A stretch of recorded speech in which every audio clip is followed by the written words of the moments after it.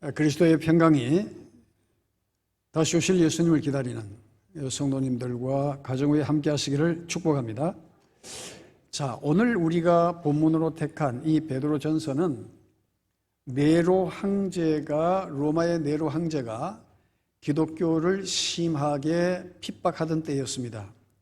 그래서 믿는 기독교인들이 결국은 예루살렘을 떠나고 또 이방인 기독교인들도 예수 믿는 이유 때문에 핍박을 받으니까 결국 그 핍박받는 성도들을 위로하고 격려하면서 그런 위협받는 상황 속에서 어떻게 종말적 신앙을 가지고 그 어려운 때를 이겨야 하느냐에 대해서 기록한 것이 바로 베드로 전서입니다.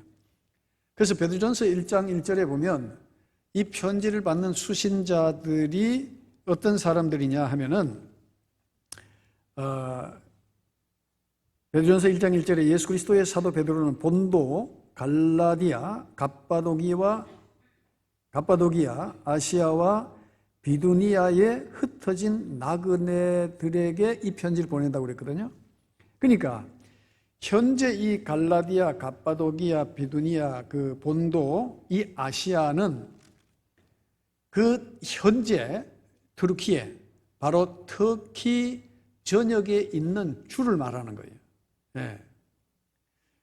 그러니까 특히 그 가운데서도 여러분 갑바도기아에 대해서 들어보셨잖아요. 네. 우리 한국 사람들이 터키로 여행을 가면 갑바도기아가 꼭 빠지지 않고 들어가는데 이 갑바도기아에 바로 지하도시가 있습니다. 그것을 이제 대린구유라고 그러는데 그 대린구유, 그 지하도시에서 사람들이 생활하며 거주하게 된 이유는 바로 그 기독교 박해를 피해서 믿는 신앙인들이 그 믿음을 지키기 위해서 그 지하의 도시를 만들고 그 안에 교회라든지 모든 생활에 필요한 것들을 거기에서 이제 갖추고 어렵게 신앙생활했던 그리스도인들이 모여 살았던 것이 바로 대린구유입니다. 자, 잔인한 박해로 인해서 그리스도인들은 지하로 은신할 수밖에 없었고 그 고통스러운 상황 속에서 믿음을 지키며 사는 그리스도인들에게 권면하고 격려하는 것이 바로 이 베드로의 목적이었습니다. 자, 그러면 그런 그 핍박받는 그리고 생명을 위협받는 그런 그 각박한 상황 속에서 그리스도인들은 어떤 신앙을 가지고 살아야 되느냐? 바로 종말적 신앙을 가지고 살아야 된다는 거예요. 자, 내일이 어떻게 될지 모르니까 항상 오늘을 준비하는, 믿음으로 준비하는 그런 삶을 살아야 된다는 거죠. 자, 그렇기 위해서는 첫째, 오늘 보면 7절 말씀해 보니까 만물의 마지막이 가까이 왔으니 그러므로 너희는 정신을 차리고 근신하여 기도하라, 그렇게 말하고 있습니다. 정신을 차리고 근신하여 기도하라. 왜 정신을 차리라고 그랬어요? 그렇지, 정신 안 차리고는 살 수가 없는 시대야. 예? 정신 놓고 살다 보면 뭐 어떤 일이 벌어질지 모르니까 정신을 차리라는 거예요. 다시 말하면 너희가 깨어서 기도하라는 것이죠. 여러분, 그리스도인에게서 있어서 특별한 은혜는 뭡니까? 자, 오늘 우리에게 특별한 은혜의 통로가 있다면은 우리 그리스도인들에게는 바로 기도라는 요소가 있어요. 기도. 우리가 힘들고 어려울 때 뭐 사람 붙잡고 이 말 저 말 하다 보면 결국은 내가 이야기한 것과는 다른 이야기가 전개되어지면서 오히려 동정을 받는 것이 아니라 비판받는 경우도 있고, 사람 붙잡고 얘기하다 보면 또 내 이야기를 들은 사람이 자기의 어떤 생각을 덧붙여가지고 또 다른 사람에게 얘기를 전달하다 보면 완전히 왜곡된 이 얘기가 퍼지는 거예요. 그런데 오늘 우리가 하나님 앞에 우리의 모든 것을 내어놓고 기도할 때 하나님은 우리가 비밀스러운 이야기를 그렇게 많이 기도해도 이때까지 한 번도 하나님은 누설하신 적이 없어요. 아멘? 하나님은 우리의 비밀을 누설하신 적이 없어요. 저도 그렇더라고. 하나님 앞에는요, 오만 얘기를 내가 다 하는데 이 어른은 어디 가서 말하질 않더라고. 예? 이 사람 붙잡고 얘기하면 또 엉뚱한 이야기가 튀어나오는 거예요. 또 시간이 지나면. 그러니까 이게 은혜의 그 통로 중에 하나가 바로 기도하는 것이라는 거죠. 예? 그런데 사람들은 힘들고 어렵고 고난이 닥치면 기도보다가 사람 붙잡고 얘기하고 스스로 절망하고 스스로 낙담하고 그러다가 하나님을 잊어버리고 심지어 하나님을 떠나버리는 사람들도 있다는 사실이죠. 자, 그렇기 때문에 우리가 정말 정신을 차리고 기도해야 합니다. 예? 이 정신을 차리라는 말이 뭐냐면은 소프로네오라는 말인데 신중하다 혹은 합리적이다, 온전하다라는 그런 뜻을 가지고 있어요. 그러니까 우리가 항상 우리가 신중하게 그리고 온건하게 그리고 합리적인 생각을 해야만이 우리가 바른 기도를 할 수가 있어요. 감정에 치우친 기도, 물론 하나님은 그것도 긍휼히 여기시지만은 우리가 정말 신중하고 합리적으로 하나님 앞에 기도하고 말씀을 붙잡고 접근하면 하나님께서는 그 말씀에 근거한 기도는 들어주시고 응답해 주시는 줄로 믿습니다. 그렇기 때문에 우리가 또 우리 그리 기도하는 사람은요, 사람을 만났을 때에도 합리적이고 신중한 말을 해야 돼요. 왜냐? 왜? 이 말을 잘못하면 이 말에 의해서 사람이 어려움을 겪는 경우를 굉장히 많은 거예요. 많이 보게 되는 거죠. 예? 그리고 사람들이라는 건요, 저 사람과 나하고의 인간관계의 경중에 따라서 내 했던 말이 강하게 들려지기도 하고 약하게 들려지기도 하고, 그 다음에 그 사람의 어떤 생각과 감정이 이입이 되어질 때는 내 말이 완전히 다르게 전달되는 경우들도 굉장히 많다는 거예요. 여러분, 우리 경험하잖아요. 그렇죠? 나는 이런 뜻으로 얘기를 했는데 나중에 보면 막 결과는 뭐 엉뚱한 결과가 나타나는 거예요. 그러니까 사람이 나빠서가 아니라 다 말을 들을 때는 자기의 환경과 처지에 따라서 그 말을 듣고 해석하고 이해하기 때문에 그래서 사람은 정확하지를 못해요. 그런데 그 사람을 믿고 얘기하다 보면 그건 낭패당할 수밖에 없다니까. 그러니까 우리가 가장 좋은 것은 우리가 하나님 앞에 간구하는 것이고, 정말 하나님 앞에 기도할 때 하나님께서 우리 가운데 역사하시고 때를 따라 돕는 은혜를 베풀어 주시는 줄로 믿습니다. 그렇기 때문에 우리 그리스도인들이요, 기도보다가 말이 앞서면 그것 때문에 오히려 더 어려움을 겪게 되는 거예요. 그러다 보면 영적으로 또 상처를 받게 되고, 그러다 보면은 어떻게 돼요? 내 믿음이 결국은 점점 상처받고 약화되고 낙심되어지는 거예요. 이 말이야, 내가 그 말을 이런 의도로 했는데 목사님이 잘못 들어가지고 말이야. 그 장로님이 또 이야기를 그리 해가지고 말이야. 말이지. 그 권사님이 또 말이지. 뭐 이야기를 이래 해가지고 말이야. 그 제일 좋기는요, 말 안 하고 하나님 앞에 기도하는 게 제일 정확해요. 아멘? 사람 간에 얘기할 때는 상대방을 배려하면서 얘기하지 않으면 모든 얘기는 왜곡될 수가 있다는 거예요.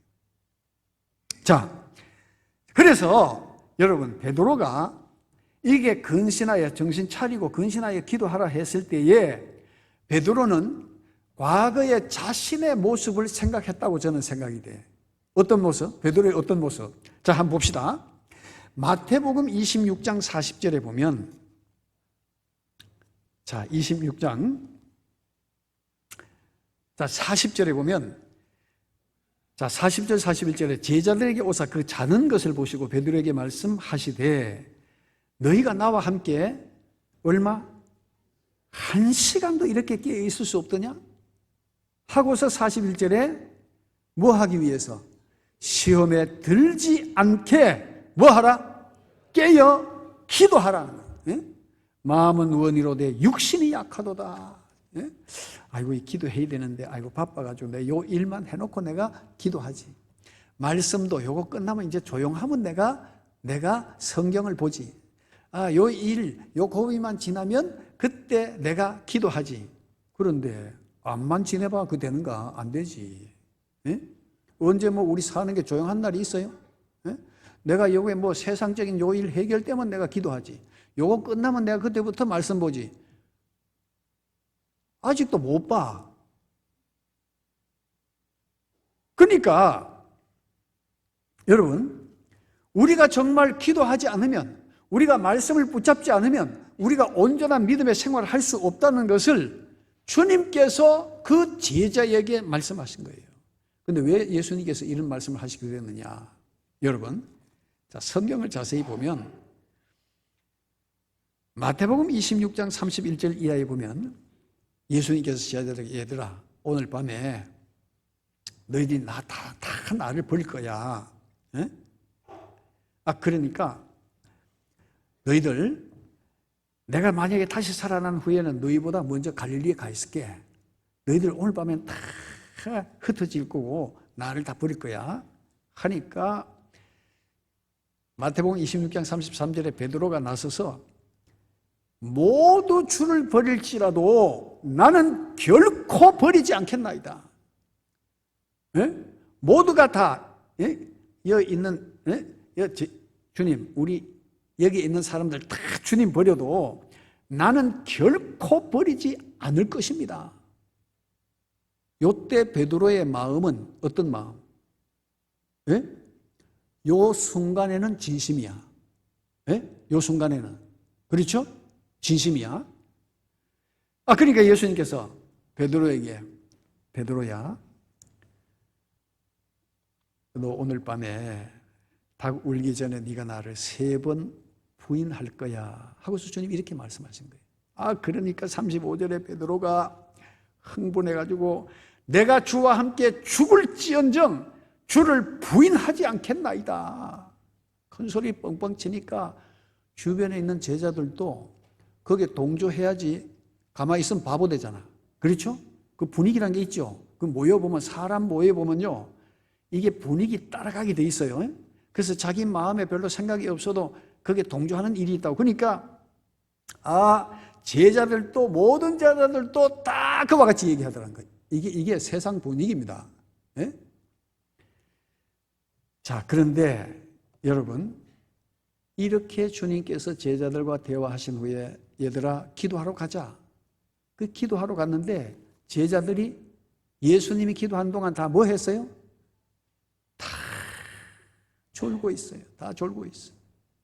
주님은 십자가를 앞두고 있는데 제자들은 다 조는 거예요. 왜? 주님이 하신 말씀이 현실적으로 다가오질 않는 거예요. 그러니까 예수님께서 기도하시고 돌아온 후에 얘들아 너 1시간도 깨어 있을 수 없더냐? 시험에 들지 않게 깨어서 기도해라. 그렇게 말씀하시고 또 가서 기도하셔요. 자, 그리고 시간이 흐르면서 로마 군인들이 찾아오게 되고 예수님이 붙잡히는 순간에 제자들 어떻게 했어요? 제자들이 마태복음 26장 56절에 보면 56절에 보면 그러나 이렇게 된 것이다 선지자들의 글을 이루려 함이니라 하시더라. 이에 제자들이 어떻게 했어요? 다 예수를 버리고 베드로부터 시작해서 다 예수를 버리고 도망하니라 그랬어요. 다 도망가 버렸어요. 그런데 베드로가 예수님을 붙잡혀간 순간에 도망갔지만 그래도 양심이 가책이 있어. 주님 말씀이 생각나는 거예요. 너무 괴로워. 그래서 예수님이 신문받는 그 장소에 숨어 들어갔는데 어떤 사람이 알아보고 야 너도 저 사람 제자지 하니까 이 베드로가 3번이나 맹세하면서 부인합니다. 그 74절에 보면 74절에 그가 저주하며 맹세하여 이르되 나는 그 사람 누구요? 예수님을 알지 못하노라 하는 그 순간에 닭이 울었다는 거예요. 나는 그 사람 절대 모른다. 그런데 가만히 생각해 보면 이게 누구 이야기다? 예? 이 베드로, 나쁜 이 베드로 얘기입니까? 우리도 살아가다가 환경이 우리에게 유리하고 좋으면 모르지만 예수 믿는 것 때문에 불이익을 당하면 충분히 그럴 수 있는 사람이 바로 나라는 거예요. 예? 여러분, 지금 만약에 우리나라가 적화돼가지고 공산당이 이어들어 총뿌리 갖다 대고 머리 갖다 대고, 자, 예수 믿지 않는 사람, 않는다고 고백하는 사람만 저쪽으로 나가라 했을 때에, 여러분, 어떻게 하시겠습니까? 예수 안 믿는다고 고백한 사람은 나가. 예수 믿는다고 한 사람은 총불을 갖다 대고 당신 여기 남아. 그랬을 때에 우리 가운데 몇 사람이 여기 남아 있을 수 있을까요? 생각하지 맙시다. 끔찍스럽다. 네? 이게 지금 베드로의 얘기가 아니라 언제나 우리에게 닥쳐올 수 있는 이 얘기라고 하는 것을 우리가 깨달아야 된다. 그러니까 이 베드로가 그 자신의 모습을 생각하면서 나중에 회심하고 주님 부활 승천한 후에 목숨을 걸고 복음을 전하면서 그 고통받는 성도들에게, 참 무엇보다도 만물의 마지막이 가까워왔으니 정신을 차리고 근신하여 기도하라는 거예요. 기도하라는 거예요. 그 자신의 그 뼈저린 패배, 그 아픔을 기억하고 왜 내가 그때 기도하지 못했던가, 주님과 함께. 그래서 정신을 차리고 근신하여 기도하라는 거예요, 여러분. 정말 주님 오실 때를 준비하는 성도는 기도하는 삶을 살아야 될 줄로 믿습니다. 정신을 차리고 기도해야 돼요. 두 번째는, 자, 8절에 보면 무엇보다도 뜨겁게 서로 사랑할지니 사랑은 허다한 죄를 덮느니라 그랬어요. 자, 뜨겁게 서로 사랑하라는 거예요. 여러분, 우리가 어려울 때 의지할 분은 하나님이고 그분에게 기도해야 되고, 두 번째는 바로 어려울 때 의지가 되는 것이 바로 참 성도라는 것을 여기에서 보여주고 있어요. 여러분, 어려울 때 참 의지가 되는 대상은요, 진짜 믿음 안에서 우리 곁에 함께하는 사람들이, 그 사랑의 관계를 통해서 그 어려움을 함께 극복할 수가 있어요. 이 에크테네스라고 하는 말은 열심히, 뜨겁게, 쉬지 않고, 그런 뜻이 있어요. 열심히 사랑하라, 열심히. 자, 이런 사랑은 어떤 어려움도 극복할 수가 있다는 거죠.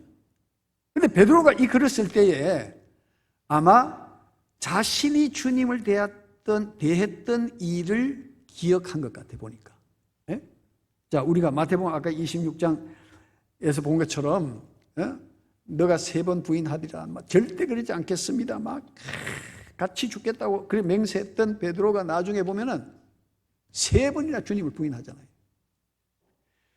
자, 이런 베드로에게 부활하신 예수님께서 찾아오셔서 그의 신앙을 회복시켜 주시는데 어떤 방법으로 회복시켜 주시느냐, 그게 바로 요한복음 21장에 나와 있어요. 21장 15절 이하에 보면은 부활하신 예수님께서 그 제자들의 모임 가운데 찾아오셔서 그 식사한 후에 시몬 베드로에게, 요한의 아들 시몬아, 내가 이 사람들보다 나를 더 사랑하느냐? 예수님 찾아오셔서 막 책망하고 질책하실 줄 알았는데 이 배신자야. 말로만 뭐 죽는 데까지 간다고? 이 배신자야 말이야. 그 책망하시는 것이 아니라, 아니 오셔서 네가 이 사람들보다 나를 더 사랑하느냐? 그러니까 이 얼떨결에 베드로가 예, 주님 제가 사랑합니다. 그러니까 예수님께서 뜻밖의 말씀이 뭐냐면은 내 어린 양을 먹여라 하고서 목양 사명을 주시는 거예요. 근데 우리말 성경에는 예수님이 네가 나를 사랑하느냐 하고 베드로가 사랑합니다라는 그 단어가 그냥 사랑이라는 단어가 똑같잖아요. 근데 성경 원문에 보면은 예수님께서 베드로에게 네가 나를 사랑하느냐 했을 때는 아가페라는 단어를 사용하셨어요. 그런데 베드로가 예, 주님 내가 사랑합니다라고 답변할 때는 필로세라고 하는 단어를 사용한 거예요. 그러니까 이 사랑이라는 감도 자체가 완전히 다른 거예요. 그러니까 베드로는 얼떨결에 주님 나 사랑합니다. 어정쩡하게 지금 이리 얘기하는 거예요. 예. 3번이나 그 일을 반복하신 예수님께서 하신 말씀이 내 양을 먹여라. 아니 이 예수님을 배반한 베드로를 뭘 믿고 내 양, 주님의 양떼를 맡기십니까? 그런데 주님께서는 그의 잘못을 질책하지 않고 그 베드로의 모든 목양 사명을 주시고 회복시켜 주셨다는 사실이에요. 그러니까 베드로가 거기에 감동을 받고 예수님 부활승 전하신 후에 성령 충만을 받고 나가서 복음을 전하는 전도자가 됐잖아요. 사람을 변화시키는 것은 사랑이라는 거예요. 자, 그래서 나를 사랑하느냐고 3번 물으셨던 그 주님은 바로 이렇게 베드로로 하여금 사명을 감당할 수 있도록 믿음을 회복시켜 주셨어요. 그러니까 베드로가 여기에서 오늘 본문 말씀에서 무엇보다도 뜨겁게 서로 사랑할지니 사랑은 허다한 죄를 덮느니라고 했을 때에 바로 그 주님의 마지막 질문을 베드로는 기억할 수밖에 없었다는 사실. 여러분, 사랑은 모든 어려움과 혼란을 극복할 수 있는 신앙 최고의 묘약입니다. 자, 그런데 우리의 힘으로, 우리의 능력으로 사람을 사랑할 수 있는 힘이 있습니까? 없습니까? 예? 나는 없더라고, 내 속에. 내 혼자만 그럴까? 나는 진짜 몰라, 내인데 잘해주면 모를까? 내게는 사랑할 수 있는 힘과 능력이 내게는 없어요, 사실은. 그렇죠? 그리고 우리 인간이 누군가를 사랑한다 할 때는 그 다 조건적이죠. 조건적이고 감정적이야. 그 순간적으로는 좋다, 사랑한다 하지만 자, 조건이 바뀌고 이해관계가 딱 얽히면 어떻게 돼요? 사람은 다 돌아서더라고. 다 돌아서요. 그러니까 우리가 정말 사랑할 수 있는 능력과 힘이 없어요. 그렇기 때문에 우리가 기도할 수밖에 없고, 기도할 때에 성령이 우리 가운데 함께 하셔야만이 우리가 사랑할 수 있는 능력을 갖게 되는 거예요. 네? 자, 마지막 때 종말 시대의 교회를 향하여 요구하신 것은 예수님께서 사랑의 회복이셨어요. 너희가 사랑을 회복하라는 거예요. 그래서 요한계시록 2장 4절 5절에 보면 에베소 교회를 향하여 이렇게 말씀하십니다. 그러나 너를 책망할 것이 있나니 너의 무엇을 버렸다? 처음 사랑을 버렸느니라. 처음 은혜 받고 감격해서 주님의 이름만 들어도 눈물이 나고 내가 주님을 위해서 살아야 되겠다고 결단하고 그렇게 했던 사람이 세월이 지나니까 덤덤해지는 거예요. 덤덤해져요. 덤덤해진다니까? 그 사랑은 어디 가고 없어지는 거예요. 그래서 이젠 습관적으로 그냥 교회 나오고, 습관적으로 이제 모든 걸 하는 거예요. 그 주님은 너의 처음 사랑을 내가 책망한다는 거예요. 처음 사랑 버린 것을 내가 책망한다. 그러면서 5절에 뭐라고 그랬어요? 그러므로 어디서 떨어졌는지를 생각하고 회개하여 처음 행위를 가지라. 어디서 떨어졌는지를 생각해. 자, 내가 신앙의 고비를 만나고 언제부터 내가 이게 신앙이 이렇게 되어졌는지를 너희들이 한번 생각해 보라는 거예요. 언제부터 그렇게 되는지. 그렇게 간절히 기도하던 사람이 이제는 기도 안 해도 양심의 가책도 없고 마음의 부담도 없어. 오히려 편해, 기도 안 하는 게. 에? 말씀 그렇게 사모하고 말씀을 보던 사람이 성경과는 거리가 멀어 이제. 에? 유튜브는 맨날 쳐다봐도 성경은 안 봐. 사람은 그렇게 만나고 바쁘게 댕기는데 주님 만나서 기도할 생각은 안 해. 그것도 양심에 가책이 없는 거예요. 이제 그 첫사랑이 다 날아가 버렸어요. 그러니까 어디서 떨어졌는지를 생각하고 회개하여 추험 행위를 가지라. 만일 그리하지 아니하고 회개하지 아니하면 내가 내게 가서 내 촛대를 어떻게? 그 자리에서 옮기리라. 여러분, 촛대 옮긴다는 게 뭐예요? 촛대 옮긴다는 게 이게 얼마나 무서운 말인지 모릅니다. 사실은 촛대를 옮기겠다는 거예요. 그래서 여러분, 우리는 내 스스로 사랑할 수 있는 능력이 없기 때문에 우리가 기도해야 되고, 기도할 때에 성령이 우리 가운데 함께 하심으로 그 모든 사랑이 회복되게 되는 줄로 믿습니다. 그래서 믿음의 완성은 어디에 있느냐? 자, 요한 1서 3장 23절입니다. 요한 1서 3장 23절에 보면, 자, 23절 24절에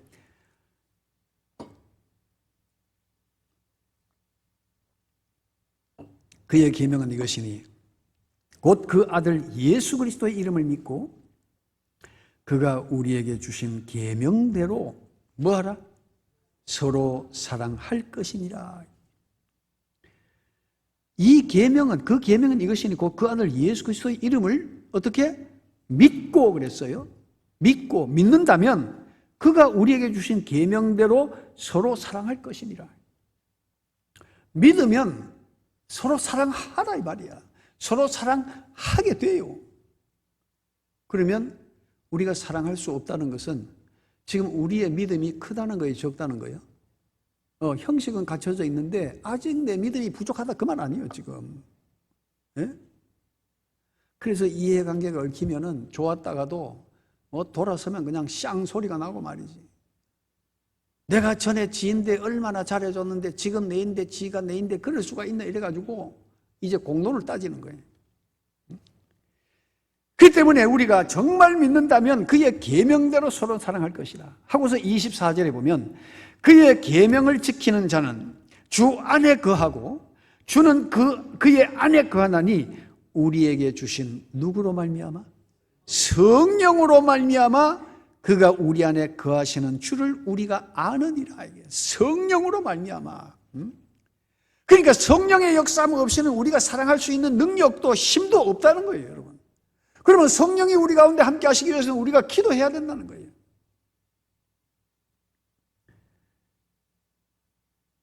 그리고 요한일서 3장 18절에 뭐라고 그랬습니까? 요한일서 3장 18절. 자, 우리 다 같이 한번 읽어봅시다. 자녀들아, 우리가 말과 혀로만 사랑하지 말고 행함과 진실함으로 하자. 아멘. 말로만 하지 말고 행함으로. 그래서 여러분, 이 사랑이라고 하는 것은 바로 신앙의 가장 현실적이고 우리의 믿음과 신앙을 표현하는 가장 아름다운 것이 바로 사랑이라는 거예요. 그래서 정말 우리가 주님을 사랑할 때에 형제 사랑도 함께 이루어지는 줄도 믿습니다. 주님을 사랑하는 마음이 있으면, 여러분, 주님을 사랑하는 마음이 있으면 형제를 사랑하게 돼요. 그래서 말을 할 때도 상대방을 배려하고 위로하고 도와주고 격려해 주는 거예요.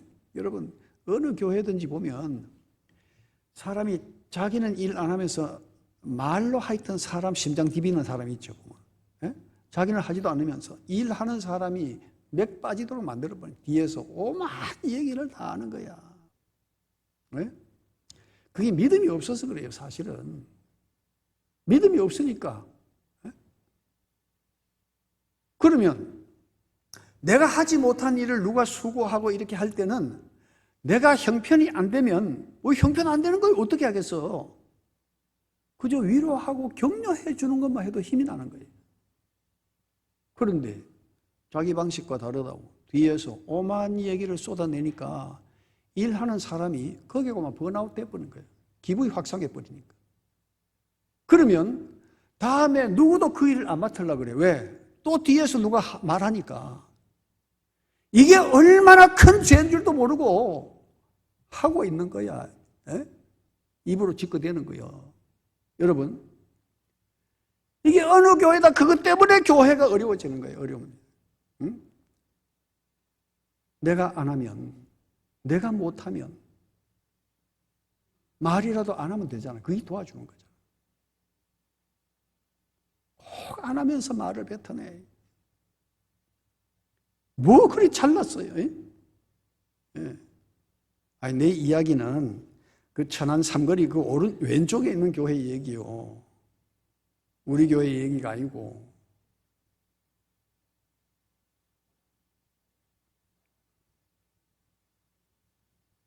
그래서 우리가 정말 주님의 사랑이 무엇인지를 깨닫지 못하면 우리는 사랑할 수 있는 능력이 우리에게는 없습니다.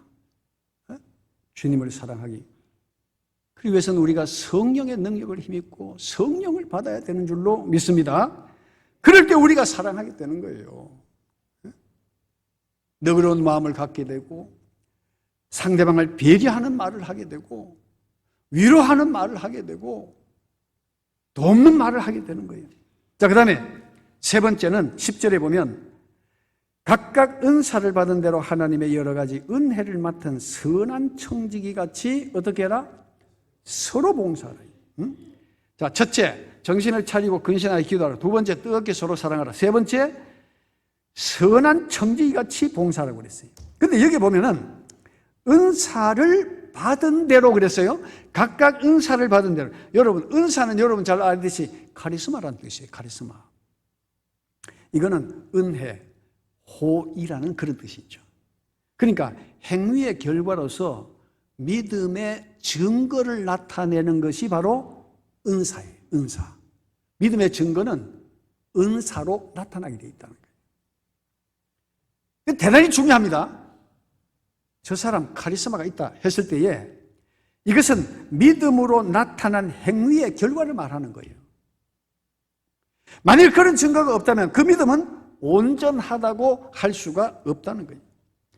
그래서 구원받는 사람에게는 반드시 하나님께서 은사를 주셨으므로 섬기며 봉사하는 것이 은혜 받은 사람, 참 믿음의 사람은 자연스러운 거예요. 여기에. 그리고 이 은사는 구원과 직결이 되어 있다는 거예요. 이건 아무도 생각도 못했을 거예요. 자, 로마서 6장 23절 보겠습니다. 로마서 6장 23절.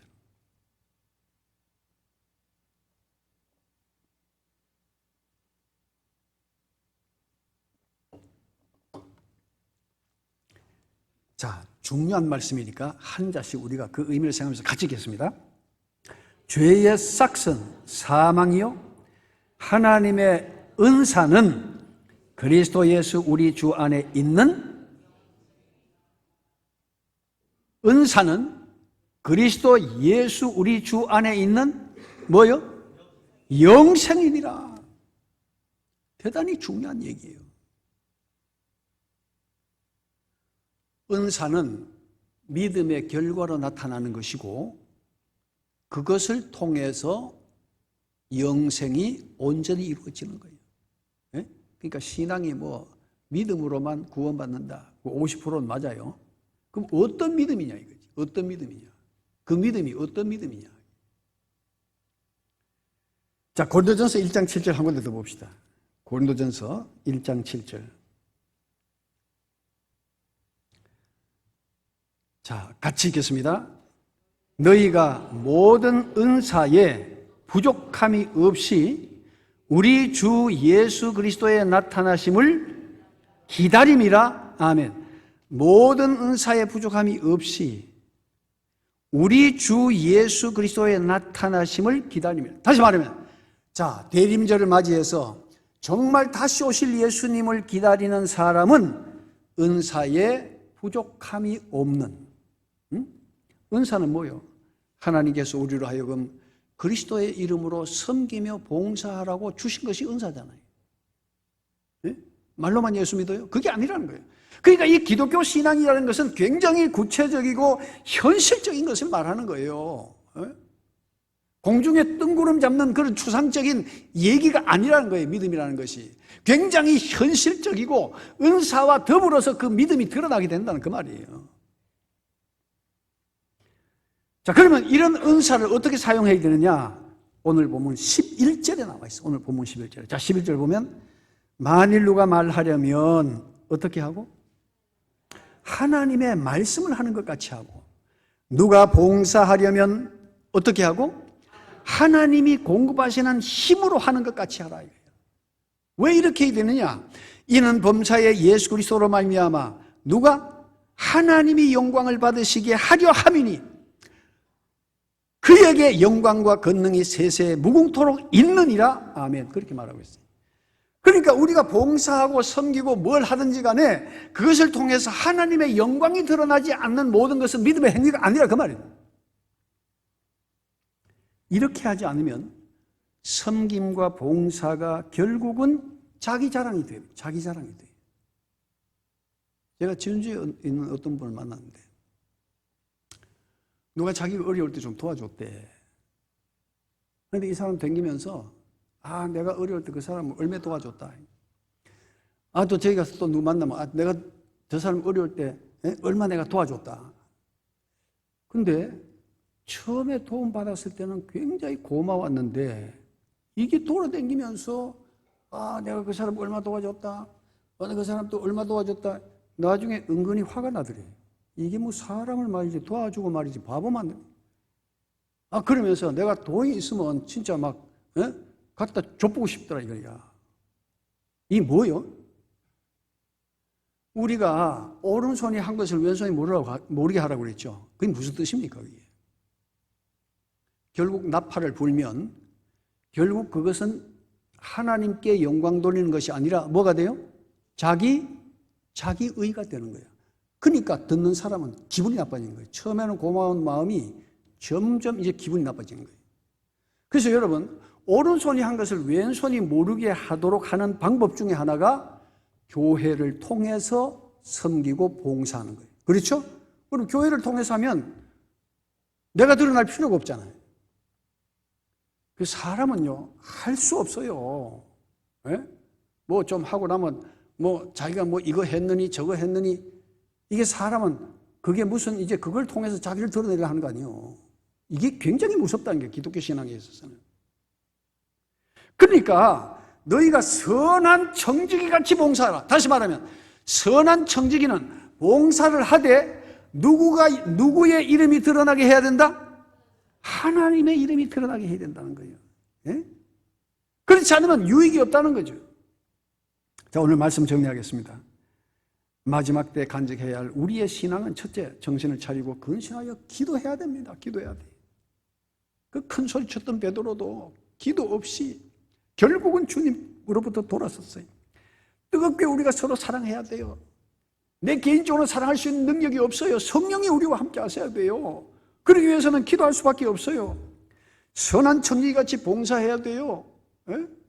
내가 하는 모든 일을 통해서 하나님의 영광이 드러나고 주님의 이름이 나타나야 그 모든 것을 통해서 우리가 마지막 때 참된 신앙을 갖춘 성도로서 주님 오실 때에 생명의 면류관과 상급의 면류관을 받게 될 줄로 믿습니다. 오늘 이 말씀을 기억하시면서 우리 잠시 기도합시다. 주님, 그동안 내가 믿음의 생활을 하면서 정말 기도하지 못했습니다. 사랑하지 못했습니다. 참 선한 청지기가 되지 못했습니다.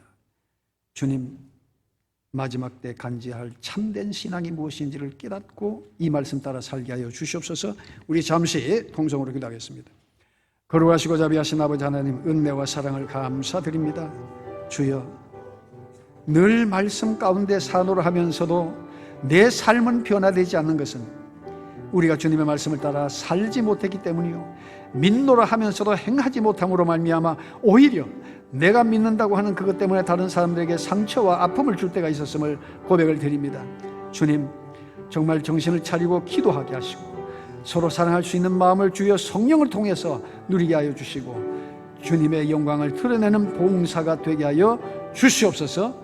예수님의 이름으로 기도드립니다. 아멘. 거룩하신 주님, 늘 나는 믿음이 좋다고 생각했을 때도 있었고 나는 말씀대로 산다고 생각하며 살아왔습니다마는 정말 정신을 차리고 근신하며 기도했는지, 서로 사랑하라 하신 말씀처럼 우리가 서로 사랑했는지, 선한 청지기같이 참 봉사자로서의 삶을 살았는지를 돌아보면 주님 앞에 부끄러운 것밖에 없습니다. 주님, 다시 한번 말씀을 의지하여 이 말씀 따라 살아가는 마지막 때의 참 믿음의 성도가 될 수 있도록 도와주시고, 하나님의 사랑이 우리 가운데 부음바 되어 교회가 그리스도의 사랑으로 가득히 채워질 수 있도록 도와주시옵소서. 감사하며 우리 가운데 함께 하시는 예수 그리스도의 이름으로 기도드리옵나이다. 아멘. 자, 준비된 신앙으로 살아갑시다. 네? 네, 준비된 신앙으로 살아갑시다. 인사 나누겠습니다. 네.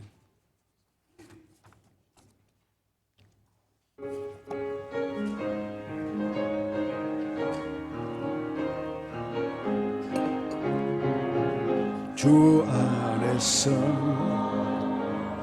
거듭난 우리 기뻐하며 찬양하리. 가슴 속에 넘치는 확신, 우리의 가는 길에 소망 넘치네. 살아계신 주 나의 참된 소망, 두려움이 사라지네. 사랑의 주 내 갈 길 인도하니, 내 모든 삶의 기쁨 늘 충만하네.